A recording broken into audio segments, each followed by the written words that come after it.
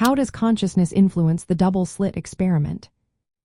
Imagine watching a movie where the story changes depending on whether someone is watching. Now, think about how this idea might connect to the strange world of quantum physics. The double-slit experiment is a perfect example of this mystery. It shows particles like electrons or photons acting like waves or particles, depending on how we observe them. When no one looks, they create a pattern like ripples in water, passing through both slits at once. But if we measure which slit they go through, the wave pattern disappears, and they act like tiny balls. Scientifically, this change is explained by the act of measurement.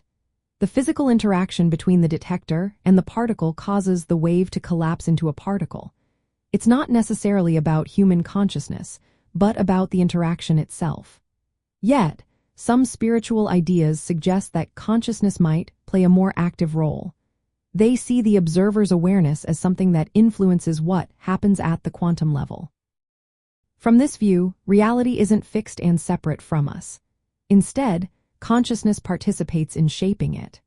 The wave function, which contains all the possible outcomes, is thought to become real only when we observe or focus our attention on it. This idea aligns with the belief that our awareness and the universe are deeply connected, part of a larger cosmic consciousness.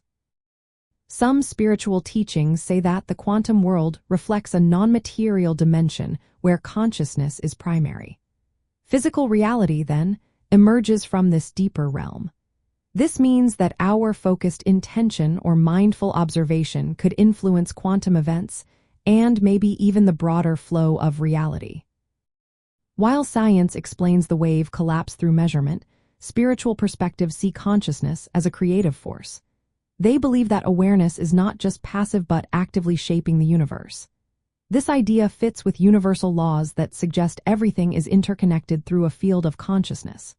So, in a way, the double-slit experiment hints that our minds might be more powerful than we think, helping to create the world we experience every day.